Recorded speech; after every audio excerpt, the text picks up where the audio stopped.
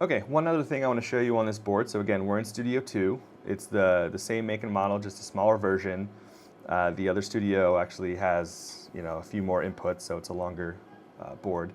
And what I'm going to show you is how to store and recall your presets on the board. So kind of a snapshot of what you have set up on the board.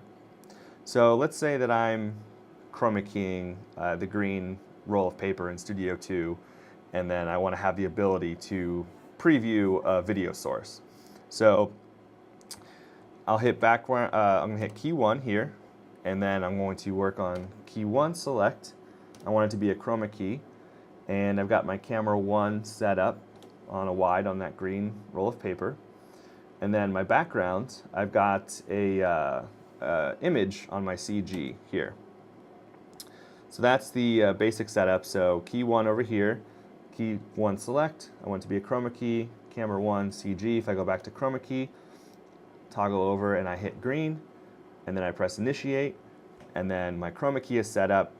I want to then bring it over to program, and then my final step is to hit background and key 1 at the same time. So this is the same workflow that's taught in the Studio Intro class that you knew how to do on the previous board. Just kind of a refresher. And then now with this background and key 1, what background allows me to do is then preview anything on my preview screen. So I can say I'm going to show something on my computer, on my laptop. So that's your basic setup if you've got someone talking on the green screen and you want to then roll in clips. But let's say that you wanted to store this, just in case you maybe press the wrong button or you get lost on the board. What's really cool is you can come in here to ME1. So an ME is actually this entire interface. So if we had 2 MEs, we'd actually see a whole other row of buttons below and a whole separate T-bar here. But we just have the one ME, even though we have a button for ME2. So what I'm going to do is I'm going to hit ME1 store.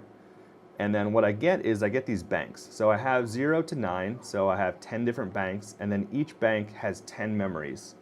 So I see them over here. These are little digital screens now, which are really cool. So this is all, I have 0 through 9 for bank 0.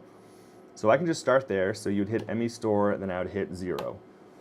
And then now it switches over to the recall button. So now if I press a bunch of buttons and I get off of this, let's just say something happens and you get totally lost on the board, you can always come back to ME1 recall and then press 0, and you're right back to where you started and you've saved that. So let's say that you want to just do something completely different. I can hit menu reset, and that store is actually still stored. So let's say that I want to set up a 2-box on the what I showed on the previous video. So I'd come into key 1 select. I want it to be a digital video effect. I'm going to do camera 1. And now up here under the DVE button, I see X, Y, and size. So I'm going to size it down a little bit. I'm not currently watching this on the screen, so you just have to see on the screen what you're doing on what size you want to actually do. And then I can move this over, or I can use the joystick to toggle over, and I'll position that.